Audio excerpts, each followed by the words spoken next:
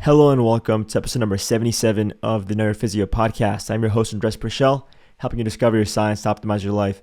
And today's guest is Dr. Jen Haley. Today's episode is all about science-backed tools to improve your skin health from the inside out. This episode has brought me to change a lot of my habits and routines surrounding skin health, especially when it comes to protecting myself from the sun. And I see a strong positive correlation between the episodes that make my mom happy and the value that you guys end up getting on your end. And my mom's always been concerned about my skin health with, all the time that I spend outside.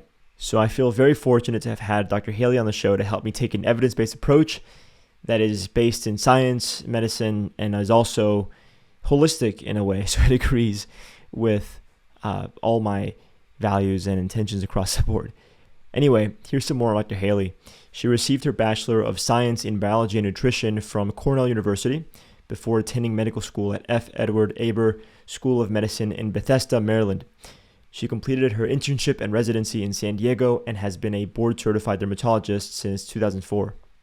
After completion of her residency and as an officer in the United States Navy, Dr. Haley was selected as the VIP dermatologist consultant to the U.S. Capitol in Washington, D.C. In 2006, Dr. Haley was named as the head of dermatology department in Pearl Harbor, and since 2009, Dr. Haley has been in private practice using her extensive international experience in medical, cosmetic, and holistic dermatology. With her background in nutrition, fitness, and skin science, Dr. Haley understands the true integration of wellness and its effects on skin health. She has a podcast called Radiance Revealed, where she brings together experts from all fields to discuss tips on how to integrate wellness into your life to achieve your true radiance. Dr. Haley has trained other physicians since 2014 to perform Botox and filler techniques and is a sought-out teaching expert in the aesthetic industry. Since 2013, she has been the dermatology expert writer in Fitness RX magazine and has been actively sought to share her expertise consulting with numerous organizations, including many Fortune 500 companies. Dr. Haley has also worked on the scientific advisory board for a number of skincare startup companies and regularly contributes to national and international magazines like Oprah, BHG, Shape, WebMD, etc., with her knowledge on holistic skin health. Dr. Haley splits her time between Scottsdale, Arizona and Park City, Utah, and is the local dermatologist for KPCW Radio in Park City, where she enjoys educating the public on all things skin. This was an incredible episode. Towards the beginning, I will admit I was going to say slightly, but more than slightly over caffeinated. But we get into some really good substance for you guys and answer a lot of the questions that you submitted via DM and through some of the WhatsApp KYP chats that we have. If you want to sign up for those, by the way, links are in the bio. And we had a really good time covering all these topics in depth, the science, the mechanisms, and really taking a holistic approach that does the science and the literature justice. So hope you guys enjoy, and we will see you on the other side. All right, so Dr. Haley, here we are live on the Neurophysio podcast. I know that sometimes people can run into some issues here on the tech end of things, but I think that it's helped us build an added layer of trust and empathy with each other. So thank you for your patience and for joining me today. It means a lot. So fun. I've been looking forward to this, Andres. So I'm really excited. I'm a huge fan of your podcast and I love what you're doing and I'm just grateful to be a part of it. Love it. Thank you so much for that. So I have a ton of questions lined up for you here.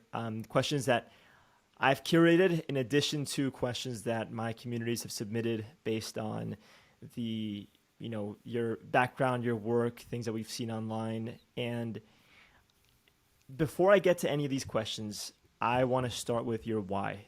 You're so accomplished in this field, and I want to know, why do you do what you do? What drives you? Yeah. Oh gosh. That's a huge question that we can do for an hour, but specifically when it comes to dermatology, I'm at a point in my career. Well, I come from a background of nutrition. So I studied nutrition at Cornell, and I've always enjoyed fitness. Since I was 15, I've been in the gym and I've done NPC fitness competitions and things like that. So I think that I'm unique as a dermatologist because I look at the skin a little bit differently. It's not just the skin, it's really representing what's going on inside the body. And the field of epigenetics, it's so empowering because 80 to 90% of what we do determines how we are, right, as humans. So not manipulating, but, using nutrition, using fitness, using all the tools of nature allows us to be healthier human beings, which is represented in the skin. So my why at this point in my life, the first 20 years, I just was absorptive, studying. And I misbelieved that if I studied all of the information out there, I would be the best doctor. And I realized after practicing for an additional 15 to 20 years that that's not really true, because medicine is reactive, it's not proactive. And I've worked with people that have really unlimited budgets that can do cosmetic procedures, that can do all of the things that medicine has to offer. Yet there was a part of them that really didn't look healthy. They didn't have that radiance, that je ne sais quoi, that thing when somebody walks in a room, they just vibrate energy and vibrate beauty, rather than the two-dimensional beauty that we see on a magazine cover, right? So I reflected on that. I said, what allows people to continue that vibration, that vibrance, that radiance in themselves? And there's a number of things, from being in nature to the thoughts that are in our head to obviously what we put in our body and things like that. And now I'm at a point in my life where I really want to give back to people, and I want to educate people on a larger scale so that they have the power to make these changes in their lives, So that's kind of my why.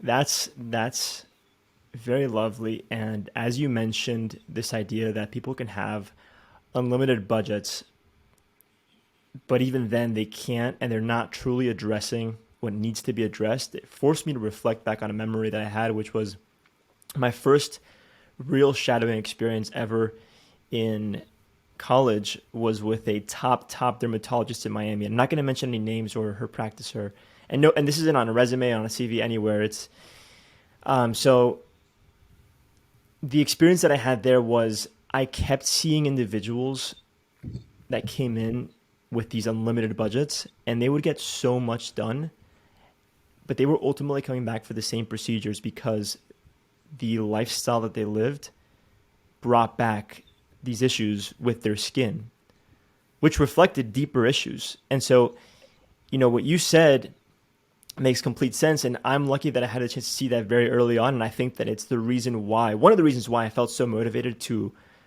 dive into the lifestyle medicine field. Because to me, it was like, all right, well, look, the individual that I was shadowing, oh my God, incredible experience, Harvard trained. She had access to the best medicine. The clients themselves, unlimited budgets. But the real issues were never addressed. And so I appreciate and admire the shift that you've made. And one question that I have for you is, if you can reflect back on particular moments in time that showed you that this is the perspective that you needed to take on, what were some of the stories that you have for us? Yes, it's very easy to get tunnel visioned, and I just attended the Masters of Aesthetics course in San Diego about a month ago, and I left the course thinking, oh wow, there's so many great procedures and this and that and the other. But at the end of the day, I think I asked a question about endocrine disruptors. No one in the audience, I mean, these are brilliant people, understood what that was. And that we're all excellent at treating acne, but hey, why is the acne forming in the first place? Why are we getting so many wrinkles? Let's take a look at our alcohol intake, our sugar intake, the amount of weight we're gaining and losing over time, this skin laxity that isn't going to recover. So for me, it was when I was in private practice in Colorado, and it was in a really rural community. I was the only one. So it's not like people can go from one person to another. I saw everyone within a 3-hour driving ability. And I got close to people and I saw, I'm trying my best with the tools that medicine gave me that told me that I would be able to give people the aesthetic results they wanted.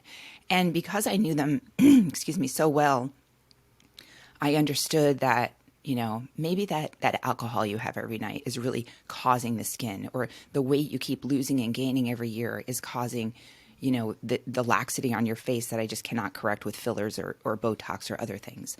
And I've always been interested in using tools, like I said earlier, specifically nutrition, because that's where my background was, it made no sense to me how we can expect to take a medicine by mouth and have it fix something, yet we didn't reflect on the foods we were eating and think it would have an effect on our body, right? And when I look at the skin, I don't look at the skin as like, oh, my skin has acne, or oh, I have rosacea or a rash or something like that. The skin is an organ. So we have many organs in our body. We have our brain, we have our kidneys, our heart, our liver, etc. But our skin is our largest visible organ. And if it's showing inflammation, it's highly likely that deep inside our body, we also have inflammation. So it's really just the canary in the coal mine. It's like we can see it, we know something's going on. So rather than just slap creams on the face, which can be effective at reducing inflammation or assisting with things, we also need to take a look at the root cause and like, hey, why is this going on? And now what we're finding, when I was trained, we were told diet doesn't make a difference. But now we're finding diet does make a difference, especially with acne. Dairy is highly associated with acne. And so is sugar. And I feel like blood glucose control is so key to help with aging and to help with acne. And then also rosacea is now very associated with abnormal gut microbiome and like small intestinal bacterial overgrowth. So we're now putting those pieces together and realizing that there is scientifically a correlation, even though seeing patients over the last 20 years, I know them and I've made that correlation, but now there's science to back it up, which is really exciting. Yeah, and if I can summarize the general theme that I saw, to add some because I think for a lot of people, maybe this is like, okay, like what does this actually look like? It's like, I realize so many people use their skin to hide these problems. And it's like the easiest way to hide neglect from a health lifestyle perspective. It's like you'll see these people wearing something that doesn't really represent what's going on deep inside. They work so hard to make themselves look like they're healthy. They spend so much money doing it, but they're never actually getting healthy. So it's like they're literally wearing a mask. So if you can take us through, let's say, some of these lifestyle habits that people tend to neglect, what do those typically look like in the bulk of the patients that you're seeing? And what should people add in as a result? I mean, it really depends on the condition, but in general, it starts with, simple things like how you feel about yourself and how authentic you are with yourself and your beliefs and your positive attitude and things like that. And that's going to come across, right? Because even the facial expressions I have on my face, if I'm thinking negative, it comes across in it, how I look right now. I don't know if your audience can see the video, but your thoughts actually control like a lot of how you look, right? And smiling can make you infinitely more attractive just by smiling. But then I take a look at blood flow. Blood flow is essential, okay? So having good blood flow to your skin helps deliver nutrients and oxygen, and then you get metabolic waste products, and it helps to clean it out. So having good blood flow is really essential. So that goes back to your diet and your exercise and making sure, you have good blood flow to be able to do these things for all of your organs, even simple as breathing through your nose to boost nitric oxide or having certain foods to boost nitric oxide could be beneficial. So blood flow is huge. Sugar and alcohol really are just not anything I recommend for anyone. We all imbibe, it's very, very difficult to not, yet I find it very beneficial to have a continuous glucose monitor on. I do it myself for about 2 weeks every 6 months just to see what affects me in certain ways. And I just took it off the other day, and it amazes me every time, like even going on a podcast, my cortisol will raise and I'll get a little bit of a bump in my sugar levels and things like that, versus I don't do sushi anymore because rice will just extremely elevate my blood sugar levels to about 250. If I was overweight, I'd be diabetic. I have those kind of genetics. So, monitoring and having that feedback can help you become empowered to, reflect on what affects you personally and that personalized medicine. Those are the biggest things, but I always get questions about skincare. And skincare, I think, is really essential because we do want to feed our skin from the outside in as well as the inside out.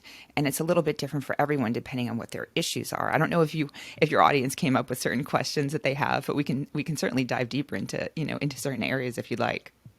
Yeah, absolutely. And so the main idea here is the fact that most people don't have the interoception and they don't develop the introspection necessary to actually address the problems that need to be addressed so that their skin improves.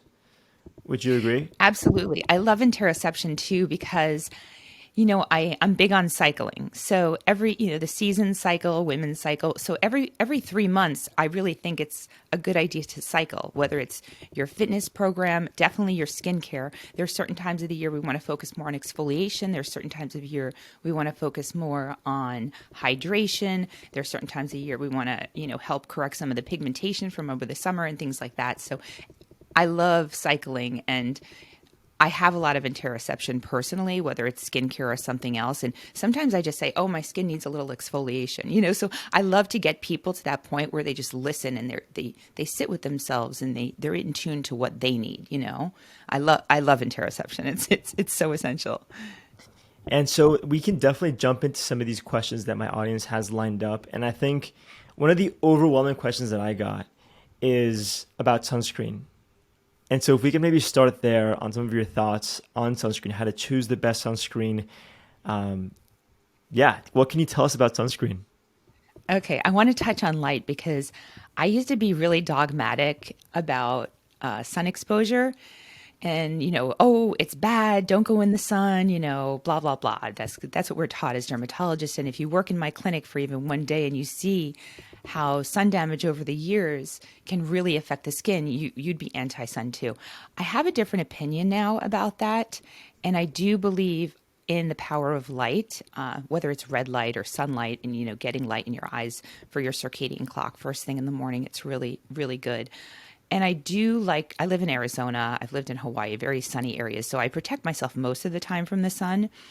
But I do like to get about 15 minutes on my back and my chest and my stomach and my legs, the non-high real estate area is what I call it, because I do feel that vitamin D and the energetic force we get from the sun is a little bit different than just taking a supplement.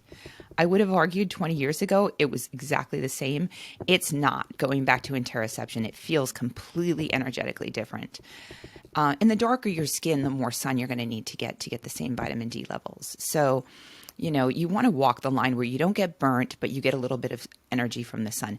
Now, where I do want people to protect themselves from the sun is really the high real estate. So like the chest, the neck, the face, and the back of the hands, the areas that are going to show aging the quickest. And when we're living to 100, 150, we don't want to look weathered over time, right? So I like, and I've always stuck by this, and I know more recently people have been anti-chemical, but I've always been anti-chemical. I like zinc oxide based physical sunscreens, SPF 30 or higher. If you're 30 or higher, you're going to be protected against 99% of the rays. And apply it every day because you're getting sun through the window, you're getting sun through, the cars, and they're amazing examples on the internet of like truck drivers showing the left side of their face Oh, versus the yeah. right side of the face and the kind of sun damage that you get over time because UVA rays do penetrate through windows. So it gets a little complicated with SPF, depending on what country you are, the regulations will be different. But SPF is based only off of UVB rays, which are the burning rays. So you can have an SPF of 100 for UVB and have nothing for UVA. So that's why I flip it over, just like we look at nutrition labels. If it has zinc oxide or titanium dioxide, I like zinc a little bit better. And you put it on daily, you're going to be good with the UVA and the UVB rays, and even some of the C's and like the visible light that can cause pigmentation. Now, for women in particular who struggle with melasma, which is like a pigmentary condition, or patients with skin of color who have a lot of pigmentation after acne goes away, I look for a tinted sunscreen. So a zinc oxide-based tinted sunscreen, SPF 30 or higher, but the tint has iron oxide in it. And the iron oxide specifically helps protect from like the rays coming off the computer, the No fluorescent lights way. above us. And yeah, and all of these things promote pigmentation. So you want to have the tinted sunscreen if you are struggling with pigmentation. And I like it because it duplicates as a makeup. Like for me, that's all I put on my face is just tinted sunscreen, and then I'm good to go, you know. So Wow. I recently had, well, a few months back, I had Dr. Aza Halim on the show, and she's a beauty expert. She's super in on dermatology and aesthetic medicine. And that was the first time ever in my life that I'd heard that you need to protect yourself from, the artificial lights in your home. And it blew yeah. my mind. And so what you're saying is that's absolutely right. And then it's iron oxide that can support that can support our skin in that case. Exactly. It's inert. Okay. It's not going to be absorbed by the body, and it comes in tinted sunscreens. Typically, sunscreens that are Wow. tinted have the iron oxide in it, and a lot of women, especially women of color, that we have. I'm half Spanish, so I tend to get a lot of pigmentary abnormalities, and I find that the tinted sunscreens are just the way to go overall. And you need to do it if you don't have a flashlight outside. If you don't need a flashlight, you're getting light. We're all Right. getting light if we don't need a flashlight. We don't think about it. It's the compound effect. I'm huge on the compound effect, right? The minute you walk through the gym and do one set, it's more than you would have done, right? So I think the same about skin. When people say, "Oh, well, I wasn't outside," I say, "Do you spend at least 10 minutes a day walking your dog, walking from your car to the store, walking to the mailbox?" And most people say, "Yeah, at least 10 minutes a day." I go, well, 10 minutes a day, 6 days a week, that's over 50 hours a year. Would you go to the beach for 50 hours and not wear sunscreen? And that's Wow. what's happening to our faces over year after year after year when we're not doing, when we're not protecting ourselves from the sun. The areas of our body we cover up, they may be protected all winter, but the face and the hands and the neck, that's where we show age because we do have that controlled with, UV protection and environmental protection. The other thing I want to bring up with pigmentation, especially melasma, because it's a very difficult condition for women, particularly who struggle with it, is heat is also a factor. So heat from cooking, cooking over hot flames, or heat from hot yoga are often things I have to have people stop in order to successfully treat because the pigmentation is a response to inflammation and heat, and that's where it And comes from. and what about doing something like a sauna, red light therapy, steam room? Do these things have a similar effect or not? I don't find the red light therapy has a negative implication for melasma at all. It doesn't get hot enough, and the red lights don't particularly stimulate the pigmentation from what we know. The sauna does. So I love sauna, and I recommend like sauna blankets as opposed to getting your face in the sauna. Mm. And Yeah. what are you said it was melasma? Yeah, melasma. It's basically broad pigmentary areas. I have an area here on my cheek. If you I want to look at see. it, it's difficult to get. I mean, to get rid of. So you really have to be adamant about avoiding sun and avoiding heat and things like that, which I'm not great at because I like to get in the sun and work out a lot and stuff. But once we know what causes it, we can help address it a little bit better. And you just reprogram the skin cells. The other thing I think about is the consumption of carbohydrates and the consumption of sugar because you have the Maillard. There's an effect in the skin. So if you take a piece of toast and you put it in the bread and you put it in the toaster, it turns brown, right? I think there's same sort of thing is going on with our skin where if we have high glucose levels circulating and then we get heat and sun on it, it causes more brown pigmentation as that same sort of effect. So it's literally like we're putting ourselves in a toaster. Yeah, we're barbecuing our skin. Yeah. It's like a Wow. rotisserie chicken. Right. And when you're young, so when you're young like you are, right? Like you can have the little sunburn on your nose that you have right now. And it's fine because your body has the ability to correct these metabolic errors so much faster than they form.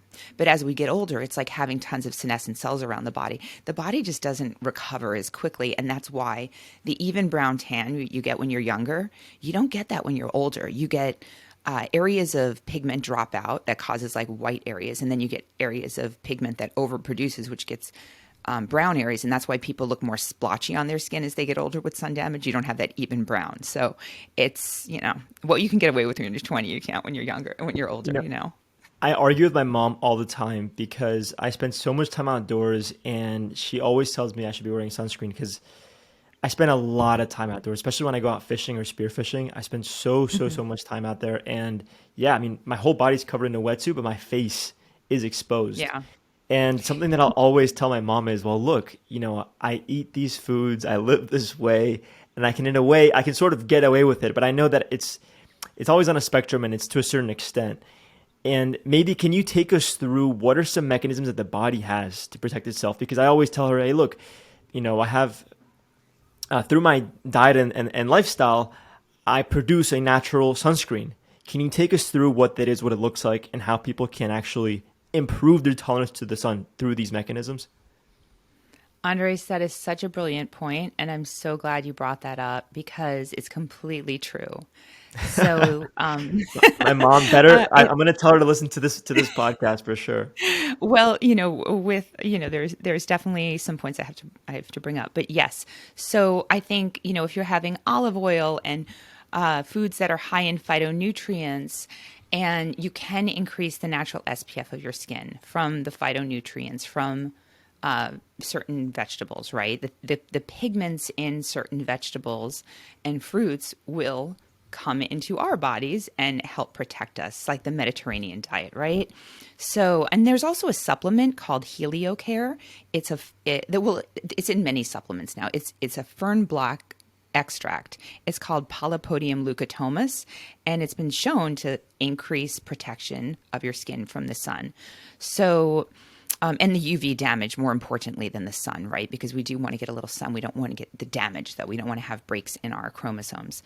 So, yes, the diet does make a difference as opposed to if you're eating, canola oil and soybean oil and having, those hydrogenated oils. I feel like it does play a very different role on the skin. The other thing is our immune systems. So, if your immune system is strong, it is going to protect you from getting skin cancer and things like that. And I worked in Western Colorado where I had a lot of ranchers with a lot of sun damage. And I'd seen these guys again and again every 6 months, and they have precancer, precancer, precancer, but no cancer. Because all day long, right now, my body's making little metabolic errors and little precancers, and so is yours. It's just a matter of how well our immune system can kind of keep it at bay and correct those little metabolic errors.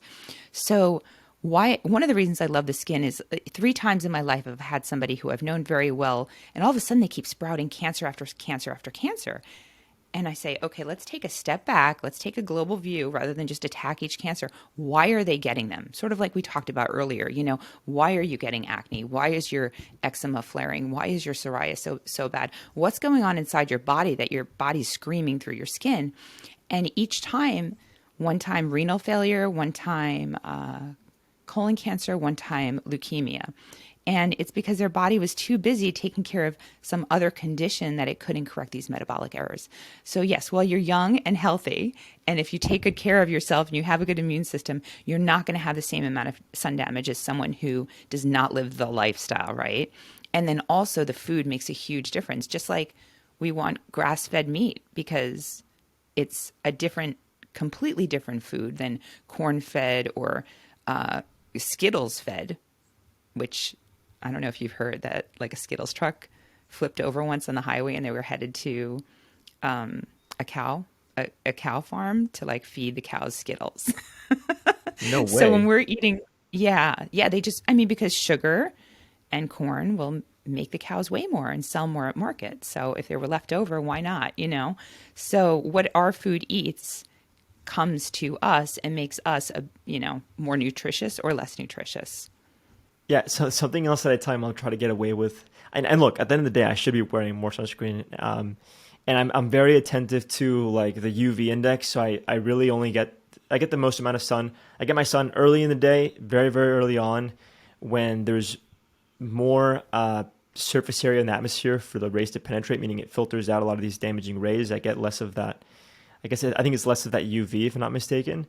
So I'll basically get sun early in the day, and then I try to get sun later in the day around sunset. In the middle of the day, I try to stay out of the sun. But one thing that I do is I don't wear sunglasses because Me from what neither. I understand, yeah, from what I understand, and I would love for you to take us through the mechanisms here. From what I understand is if you are blocking out these wavelengths and they're not penetrating your eyes, your body can't respond by producing the necessary amount of melanin that it would otherwise produce to protect you from the sun that it understands that it's getting. So basically, if you block out the input that your body needs to produce the protective mechanism, you're doing more harm than good. So Yeah, I agree. I struggled with this initially, and it's more the research on light in the sun, light in the eyes that made me personally not want to wear sunglasses.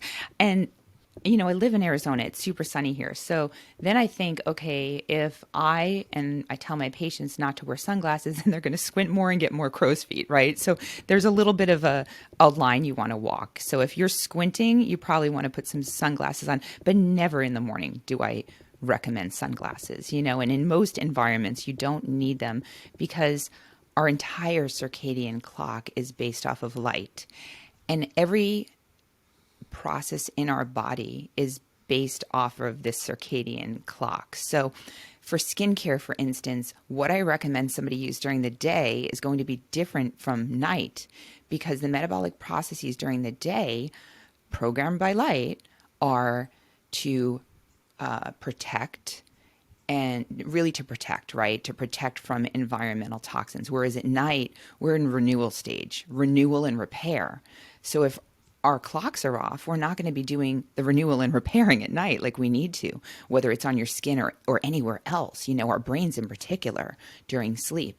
So I don't use sunglasses in the mornings for sure. I actually try not to use them all the time here. And I'm playing with it a little bit, and I'm 51 and I don't need glasses at all yet. So I'm trying to see if I could train my brain not to need glasses. But we also see a lot of like corneal issues, where people get the opaque cornea. yeah. So going back to what you were saying to your mom about having the right diet and things like that. And by the way, your mom's always going to tell you to do something, even because that's what moms do. They always have to give you some advice because they don't feel like they're being a good mom if they don't. But going back to, a lot of people have corneal problems where they get that opaque cornea. And I think that has more to do with diet. This is just my theory. I don't think it's 100% sun. I really think it goes back to your point on diet playing such a role in combination with the sun. Because, I mean, if you even look at elements in the chart, what is it like sodium and chloride, they mix together and make salt. Sodium and water, they explode. So it's not like sodium's the bad guy. It's just the combination of the two that really makes the effect, right? And that's the clever part of life. I like to keep figuring out and kind of adjusting. So interestingly enough, my dad is actually an eye surgeon, and he's the one that's telling me you got to protect your eyes from the sun. And so he treats, cataracts every single day. He's done tens of thousands of cataract procedures, and I don't think that he's telling his patients to eat better. That's what we're But trained. he's the one that's constantly telling me, yeah, he's the one that's telling me, hey, you gotta use the sunglasses. But I'm like, look, first of all, I do want to establish a healthy circadian rhythm because it's involved in so many other health processes. And second of all, I know that by receiving sunlight directly in my eyes, I produce my natural sunblock, which is melanin, if I'm not mistaken. Uh, yes, but I don't know. I guess I can scan the literature. I don't know if the sunlight coming through the eyes makes you produce melanin. I do know that just say that I'm struggling with pigmentation on my face and I still go tanning every day on my body, MSH is going to be produced, which is going to still make the pigmentation on my face a little bit worse, than if I completely avoided the sun. I just don't think we're meant to do that. It's difficult because we never really have lived so long before. At the very least, I mean, I don't want to advise, this isn't medical advice, obviously, but at the very least, we need to get sun in our eyes in the morning. Not direct, don't Yeah. stare at the sun, but we have to get outside in the morning because we're doing the opposite. I mean, getting up, working on the computer, and then, getting light from computers late at night. So it's just throwing us off and it's making us so unhealthy. middle of the day, same with sunscreen for you. You can get away with so much at your age. And I would. I mean, you're a good looking guy. And if you look at, actors from like 50 years ago and how they look today, the sun really, really makes a huge difference on their, on their skin. So I would protect those areas. One of the things I see a lot of people do though with sunscreen, just as if you're doing it for anti-aging or cosmetic reasons, I see people applying it to the middle of their face and then kind of wiping it outside. And then I'll see tons of brown spots on the periphery of their face where they weren't getting, or their neck. And over 20 years, it looks a lot different. So I recommend applying it to the outside of your face and then kind of bringing it in, because we're Oh, not going to miss the wow. inside.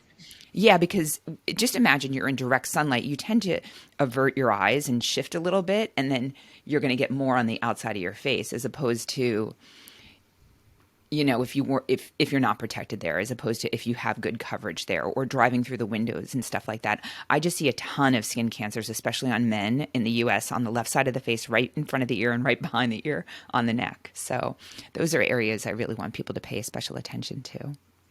Right. And so before we proceed to the next topic, just a quick overview and summary to knock these things out for people, because I know that we went in a few different directions here. So at the bare minimum, people should be getting sunlight early in the morning, as early as possible, without sunglasses. We should wear sunscreen, especially in the face, neck, back of the hands. And towards the middle of the day is when we should be especially safe about our sun exposure, considering that the sun is at a point where we get most of these UVA and UVB rays that can be damaging. And then we should be wearing sunscreen that has the zinc oxide and the iron oxide, especially iron oxide if we have colored skin. Zinc oxide or titanium dioxide, SPF 30 or higher.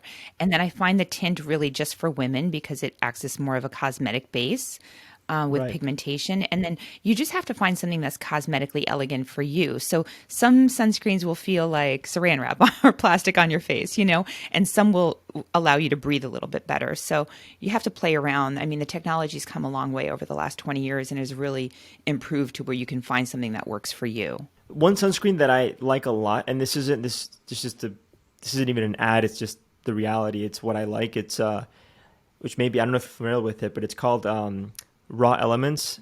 The company's Raw Elements USA, and the reason why I like it so much is because it's reef safe. And most of the time when I wear sunscreen, because I'm spending so much time outdoors, it's because I'm getting in the water to spearfish, and so I want to make sure that whatever I have in my body is safe for the environment. So I do use the raw elements. So do you know if the zinc oxide and is that stuff safe for the rest of the environment?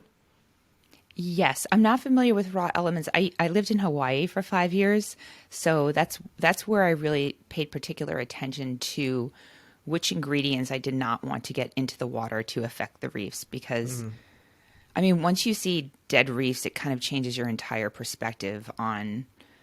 I mean, for me, I really wanted to protect them, because it's very, very different seeing a dead reef versus a living reef. And the zinc oxide is great for that. The chemical sunscreens, the spray-on sunscreens, stay away from that. That's horrible. I hate those spray sunscreens. But zinc oxide sunscreens are perfectly fine. They're inert, they're just like a powder. They're organic powder that just will dissipate. They're not going to affect the reefs at all, from the knowledge that we have now, which obviously can change like everything else, but they are the safest ones. And then clothing is going to be your number one. So wearing the wetsuit is going to be your number one. Wearing the rash guard is going to be your number one. Wearing a hat is going to be your number one. Sunscreen is a backup. And I really only reserve it for face, chest, neck, and the back of the hands. And then I wear clothing elsewhere. Yeah, and actually, on the topic of clothing, I know like I will sometimes wear like SPF rated clothing. Does that stuff actually work? And then also considering the fact that a lot of these, like let's say these, these like long sleeve outdoor style shirts, like the fishing shirts that you see, like the PGF style shirts. Does the polyester in there, can that have a negative influence? Like, can you, like, first of all, I'll put it this way: does the SPF in clothing actually work? And then can the fibers in clothing have a negative impact on our skin? Like, can the clothing itself have a positive or negative impact? I mean, some people are sensitive to certain materials in clothing, But honestly, like a white t-shirt is the least SPF, and that's an SPF of 7. And then if a white t-shirt gets wet, it's not going to be very protective. Really, the tighter the weave and the darker the clothing, the higher the SPF is naturally without having to be declared as SPF. So I don't get too caught up in that because most clothing, unless it's you can see through it and it's translucent, is going to protect you from the sun. So I don't really Sweet. think you need specific ratings. If you're going in the water, it is changing the quality of, I mean, a rash guard shirt. They're all very good, and I don't think. I mean, I haven't seen any evidence on it affecting you, and unless you've been become allergic to a material in there, I don't see any problems because it's really not getting absorbed, or I don't think the chemicals are getting absorbed. I don't know. I saw some weird post, and it's just a post on Instagram about all these fitness clothings and how it's like affecting your skin. And I'm thinking, I guess if you're wearing them for long periods of time and they're wet and your skin is compromised, I just don't put a lot of emphasis on that. I mean, there's so many other chemicals we should avoid first before we jump into that. Right. Well, at the very least, my wetsuits are dark and tight. So Exactly, exactly. I mean, I have a, yeah, go for it. oh, I was just going to say, I feel like our exposure to plastics is the thing we should avoid first before we start picking apart our clothing. Yeah. I mean, plastics and receipts and all of these endocrine disruptors. I just see how it affects the amount of adult acne I see nowadays compared to 20, 25 years ago is absolutely insane. And it's 100% our environment. I mean, it's 100% our environment. You look back to like 1930s, there was no women with adult acne. So there's so many other environmental toxins before I'm going to hit on clothing. And then, once we perfect those, we could talk about clothing. But go ahead. What are I know you some, had another question. Yeah. well, you mentioned receipts. How do they influence our skin health, and what are some other environmental factors that we can sort of avoid to improve our skin health as a whole? When we talk about skin health, I mean, it's so broad. I focus a lot on acne because that's really where the hormone abnormalities will come from. Although we mentioned melasma earlier, and melasma is highly associated with higher estrogen levels, like during pregnancy or if someone takes birth control pills. And we have chemicals we're exposed to in our environment that are estrogen mimickers, right? So I think these were first identified by a biologist in the Potomac River who saw the feminization of frogs.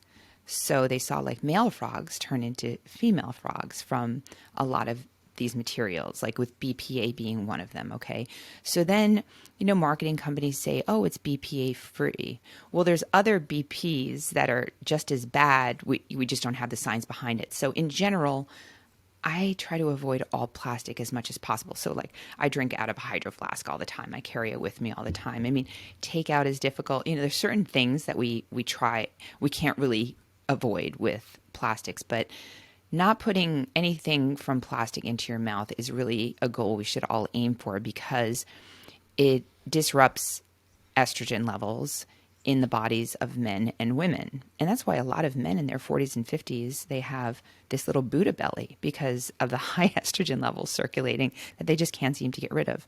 Receipts, I believe, have phthalates in them, along with some, over-the-counter cosmetic products that also have phthalates in them. And phthalates have the same mechanism of action where they disrupt hormones. So it's not like it really necessarily makes too much hormones. We have our hormone levels, but then we have metabolites of the hormones that become out of whack.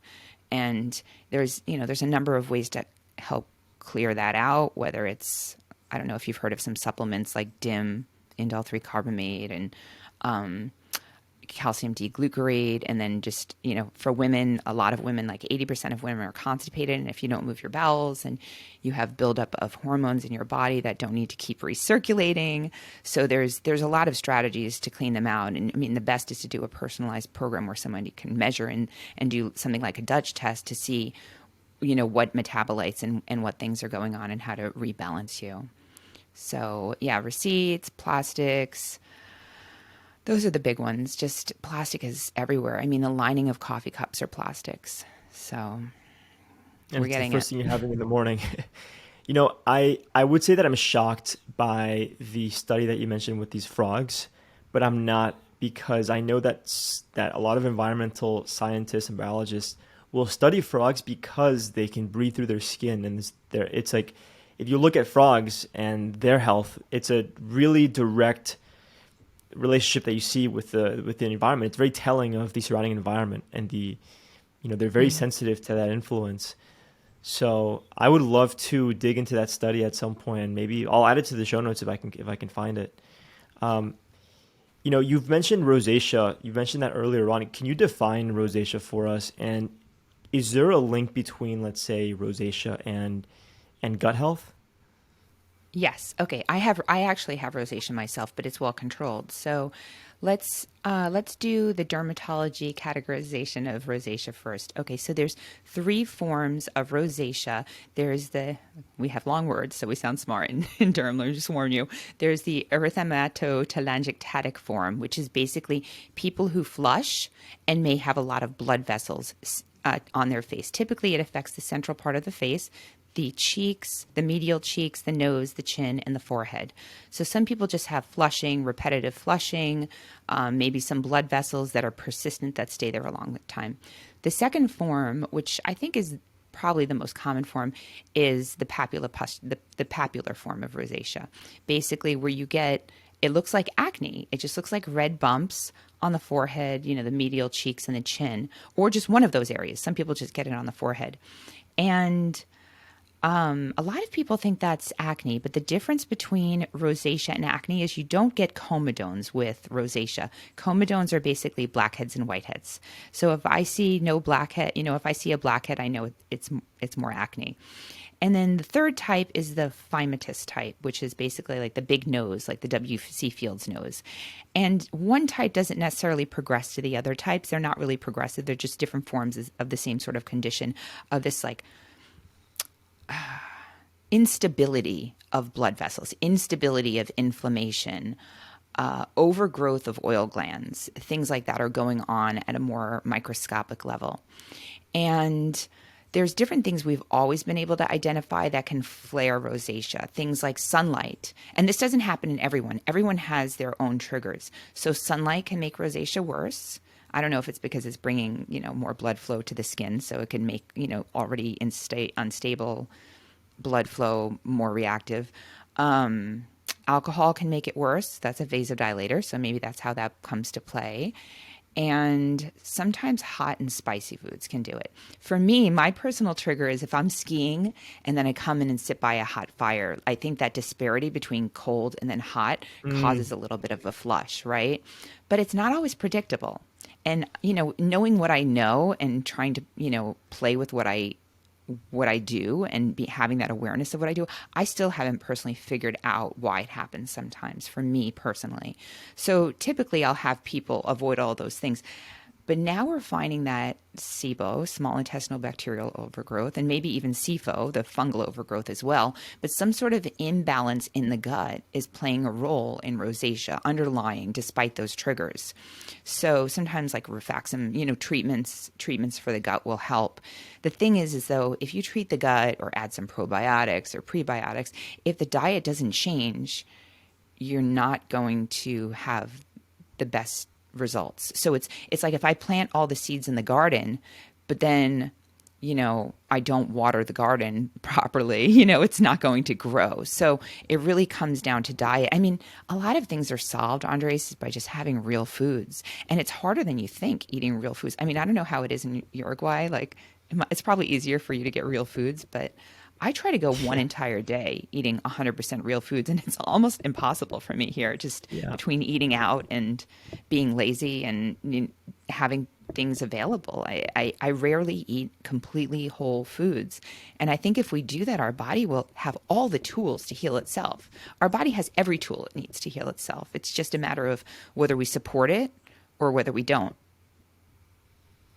Yeah, absolutely. And it's funny because here, it's like anywhere else in the US, it's so much easier to get these real foods. Like here, going, like I went to get some meat the other day, and they have this huge section, all different cuts of meat.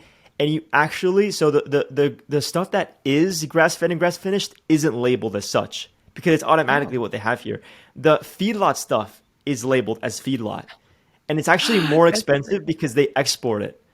and they have to go out of their Whoa. ways to create it. So the cheap stuff that isn't labeled there is the grass-fed or grass-finished, and it just goes to show like I feel like that's what everyone in the health optimization space in the US right now like is like dying for.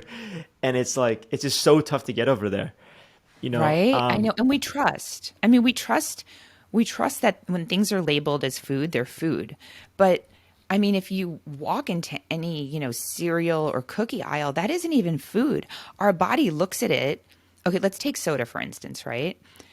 Our body looks at soda like, okay, I have to take out this color. I have to take out these chemicals and figure out how to process it. I have to take out the artificial flavorings just to get water out of it. Like that's how our body looks at it. It says, what do I have to clean out, overload my liver, overload my kidneys, detoxifying just to get water?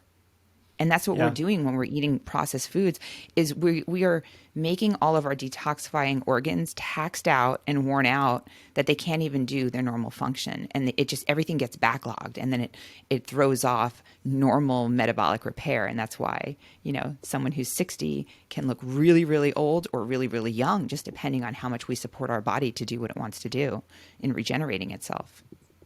I wonder if these companies, like the soda companies, even filter their water properly.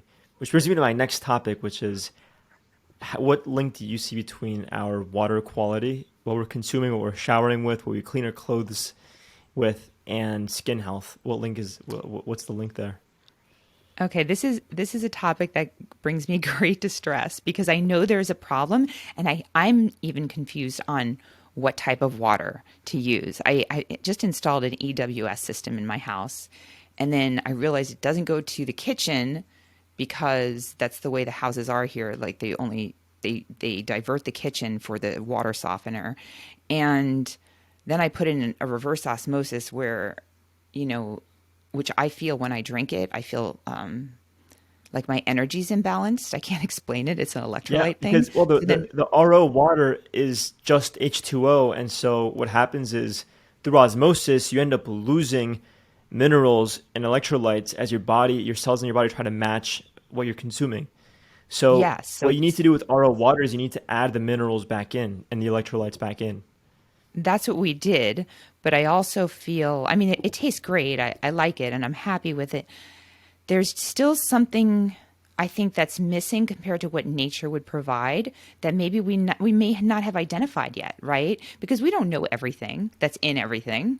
We only know what we're Like capable of structured testing. water, you mean? Yeah, I know it certainly could be. You know what I mean? It certainly could be. So, things that I definitely am against is the fluoride in the water and the chlorine in the water. Those need to come out.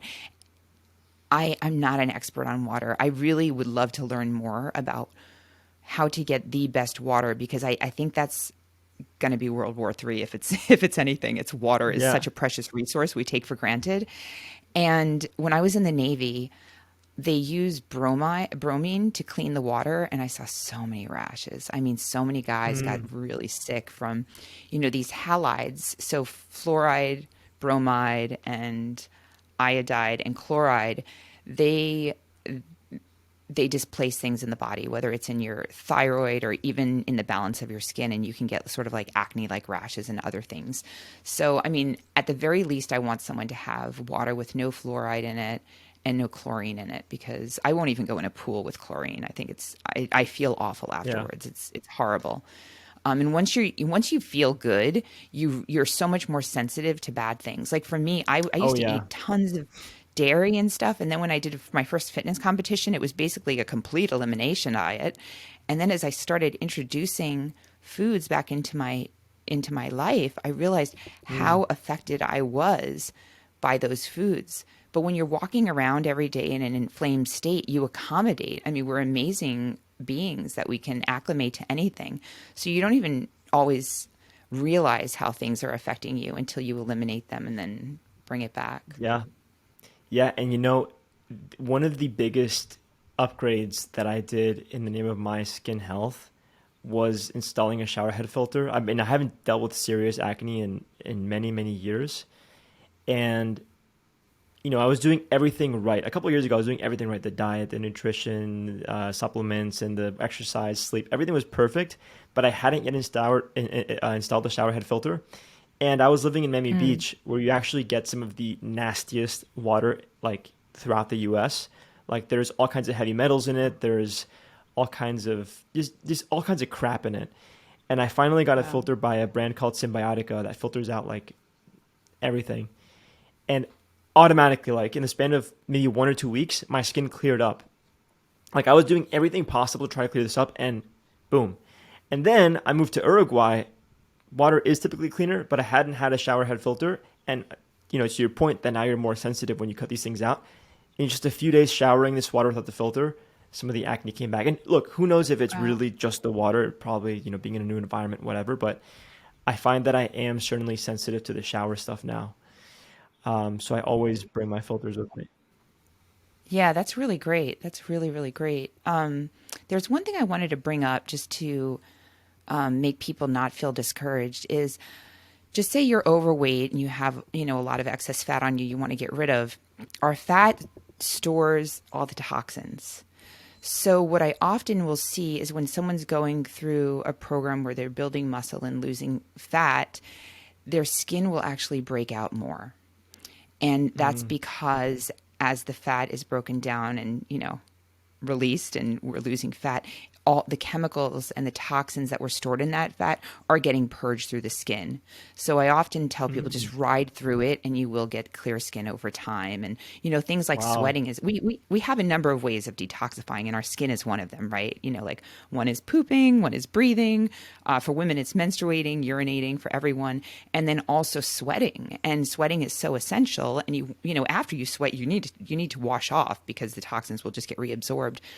But purging through the skin of some of those toxins, we often need to ride through that. If you're going through a weight loss program, just know it will get better over time. Just stick with it if you're Oh, doing the right wow. things. Oh, that's Yeah. huge. And you blew my mind just now as well with the idea that, if you're not showering after you sweat, those toxins are getting reabsorbed. Yeah. Oh, wow. Right. I know Wow. when I do hot yoga, I go into the bathroom right away and I like rinse off with a towel because I don't want to even wait until I go home. I have a lot of sushi and fish and I tend to struggle with high mercury levels. So, Mm. that's sweating is one of the best ways to get rid of it. Wow. And I also, because I love eating fish and I hunt a lot of fish as well, I've doubled down on my selenium intake to counteract the effects of mercury. So maybe that can be helpful for you. Oh, okay. So you always talk about, I listen to your podcast. I told you I'm a huge fan. And I always hear that you say that creatine, I'm a huge fan of creatine. I mean, for the skin, only because muscle. Okay, we should probably touch on this. So I love weight training. I think weight training is so important because it sculpts your body. And as we age, we lose fat and we lose muscle and we lose bone from our face. And that scaffolds the shape of the face. And if you don't have good muscle tone, you often don't have strong bones, and that's going to make you look saggy over time with age. So, creatine, I love. I know you talk about it on the show. I love it for brain health, I love it for muscle. But you always say that it's not absorbed with coffee, and I had never heard that before, and that's how I take Mm, it. yeah. So where did you get that information from? Yeah, so actually, the first person that brought this to my awareness and understanding was Simland. I follow him on Instagram and YouTube, and then I think Okay. I also heard Ben Greenfield talking about this. And they have a bunch of, so if you look up on their websites, and maybe I'll write an article about this too, but they have a bunch of information. And the idea is that because coffee is a diuretic and because creatine works so well when you're properly hydrated, um, you're not going to get the benefits. You're not going to be able to absorb creatine as best as possible if you take it with a diuretic. So that's the idea. Good to So, and then know. in Oh, addition that's to that, it means something else so here's some quick do's and don'ts with the creatine is you want to make sure that you're having it with a meal because the insulin response is going to help you deposit it. You want to have it with warm water. I think it makes it slightly more bioavailable.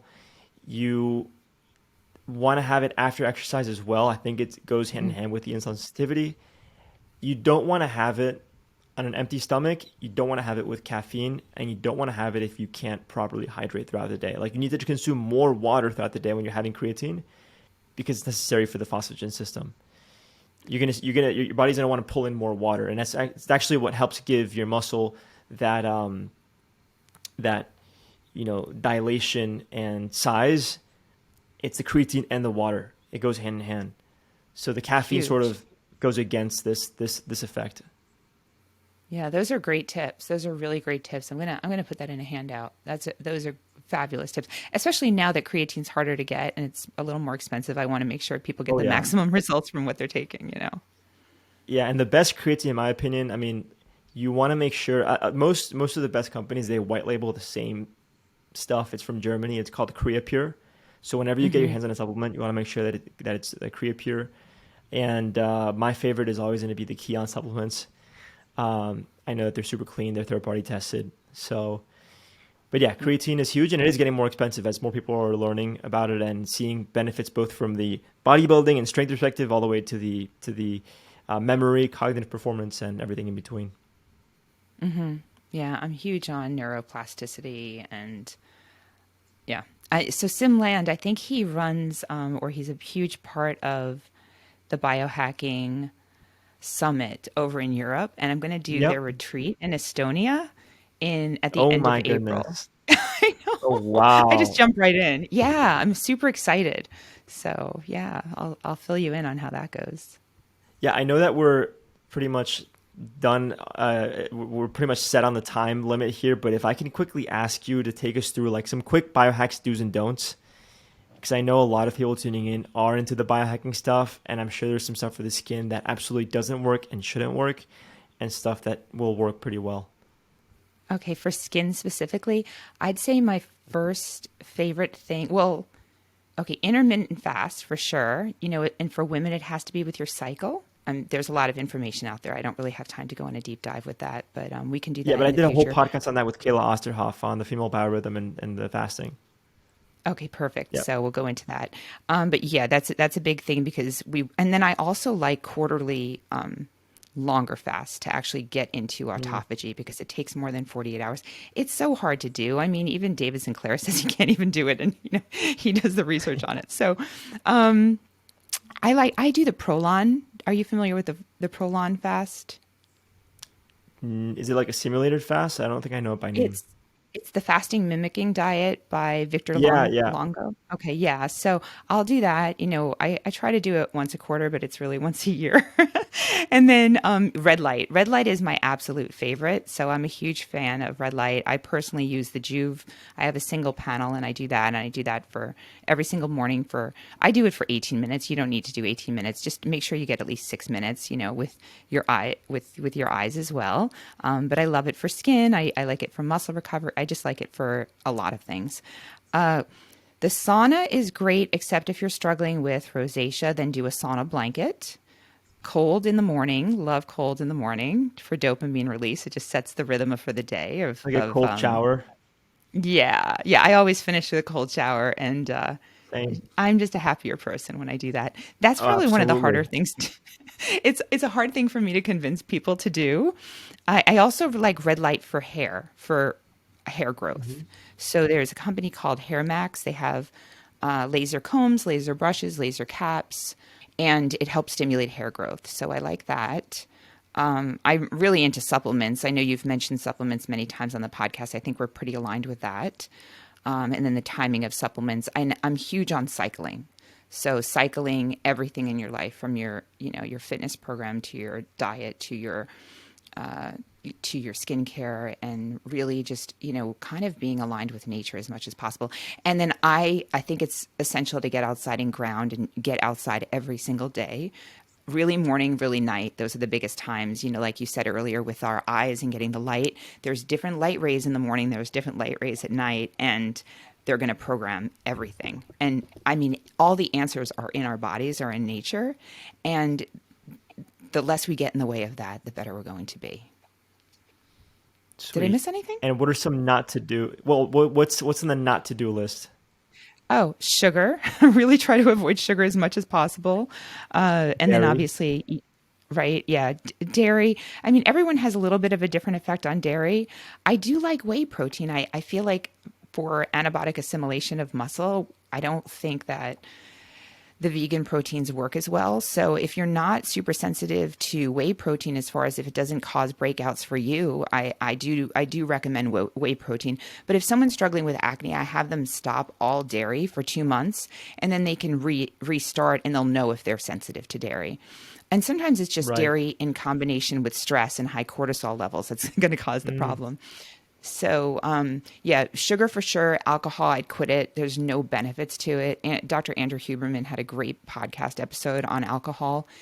And alcohol just, no, there's really no benefits. We used to think there were some benefits. There's really not. So, alcohol and sugar are the biggest no nos. Avoiding plastics is a really big one. And yeah, I think if you can avoid as many chemicals as possible and support your body with the nutrients it needs, exercise and anything that's going to increase blood flow is going to allow your body to do what it needs to do. yeah, and as far as the whey protein, I always choose the whey isolate instead of the concentrate because it is Hmm. virtually lactose free, and so I am sensitive to dairy, even though I love it. I love a good cheese, love some good raw Oh, I milk, but know. whey isolate is always the go-to for me. Yeah, casein I find to be way, way more inflammatory too. So Oh I yeah, know when I was definitely. in the fitness world, people would do casein before bed so they could sleep better. It would keep them fuller, but it's super inflammatory. So not Yeah. no casein, whey isolate. Yeah. Awesome. Well, Dr. Haley, it's been a pleasure to have you. I would love to have you back for a part two to talk Botox and other aesthetic procedures that For my sure. audience had tons of questions on. But thank you for everything that you believe, everything that you do, and everything that you shared with us today. It's been extremely, really immensely helpful. Thank you so Oh, much. I'm so glad. I'm so glad. I'm so glad. I mean, we're all learning together. We're all trying to do the best we can as information changes and evolves, we can continue sharing it. And I'd love to talk about those things. I teach courses on, neuromodulators or Botox and fillers, and I have an interesting perspective on that too. So yeah, so fun to talk to you, Andres. You're such a gift to this world, and keep up your good work. Wow. Thank you. It means the world.